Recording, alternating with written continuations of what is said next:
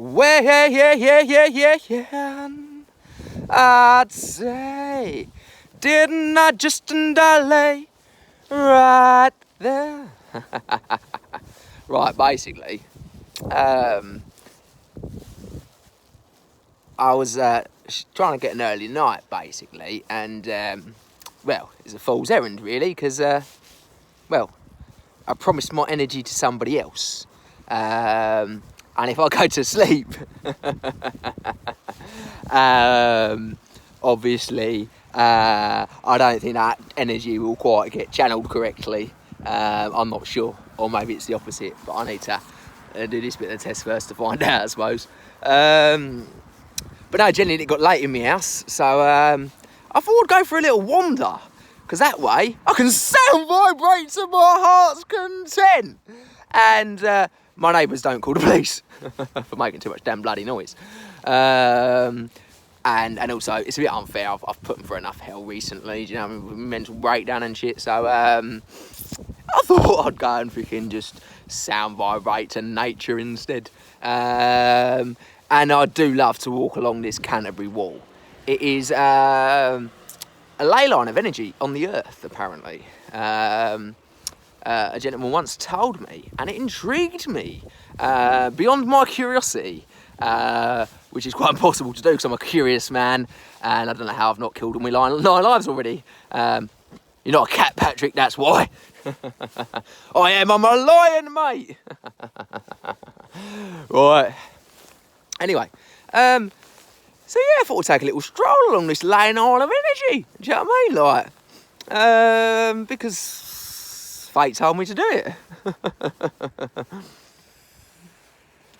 I tend to follow my instincts. So I just popped random into my head, like, mate, I've got to walk in this direction. I don't know why, but I've got to walk in this direction. And then when I get there, 9 times out of 10, I find out why. And I'm like, see, I knew it. I knew I had to be there at that precise moment, that precise second. Otherwise, I was fucked. But now, generally, it feels like I've been on, like, robot autopilot for about 13 years. And I had such a strange, curious thing happen. And I literally woke up out of bed.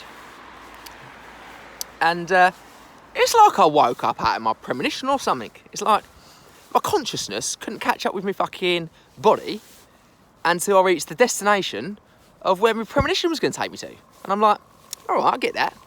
And then the strangest thing happened. Overnight, this is going to be really weird, literally overnight, I got up the next morning, put my dressing gown on, bought nothing of it. Walked around the house, do you know what I mean? Fucking come down from the shower room or something. I walked in my room and my fucking robe's fallen open. Caught a glimpse in the mirror. Fucking shocked the shit out of myself. Do you want to guess why? My fucking 6-pack returned. I was like, mate, I ain't seen you in about 5 years. Where the fuck did you come back from? I was like, literally, I've got the 6-pack in my body that I had when I had my premonition. I'm not joking you. It's like, how the fuck does that happen? Like, I even showed me ex-missus. I was like, look, when the fuck did I get a 6-pack? She was like, well, you ain't had one. I was like, oh. It's fucking weird. And then I realised why. Well, my fucking breakdown, I sort of stopped eating. So my body sort of ate itself. So my body just like stripped every single bit of fat off me. And basically left me with the same 6-pack I had fucking 13 years ago. I was like, sweet, I ain't gonna complain. I'm just surprised. But yeah, it was probably pure coincidence, but also a fatalistic anomaly. So the curiousness of it is really sort of intriguing. But yeah, that premonition came true. As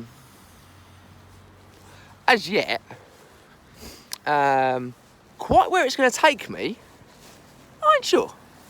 But that's what I like about it. Look, out of the darkness and into the light. But yeah, I thought I'd go for a little stroll because I spent a long time out on the streets and I ain't taken a little wander for a while. It's one of those things you always used to have to do, because you can't stand still in one spot for too long. You get too damn fucking cold. And I mean, I know that because I stayed in the same spot for about 3 years, on and off. Sometimes I spent 18 hours sat in the same spot because it was my home, believe it or not. On a day, I'm going to do a proper documentary of it. Because, mate, that was one experience in life that ought to be shared, really. I'm going to have to work on the presentation of it, obviously, because I tend to be a little bit aggressive in some of my vocalistic sort of expressions, because I'm trying to sort of channel the emotion in it. But I really don't want it to come out as an anger that scares people. I want it to come out as a freaking wrathing anger that people take notice of but ain't scared of. Now that's fucking hard work to try and channel that sound vibration that can make you be angry and not angry at the same time. I'm yet to try and divulge into my creativity senses to figure that one out. But basically,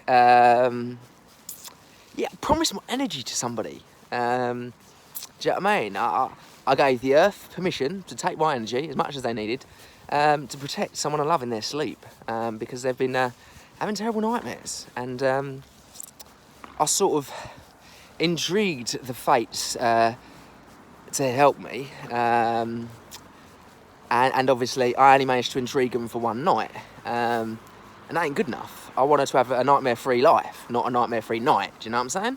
So I'm gonna have to try and sort of sense a catalystical eventuality that is going to help me, help somebody else. Because for the first time in my life, my heart's been put back in my chest. I don't quite know how that is, but Pat's bloody heart is beating in his chest again, and it was stone cold, turned off. It wasn't there.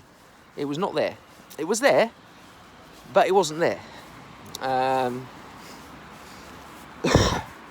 But yeah, so literally we've reached the end of the ley line, and it's always an energising walk.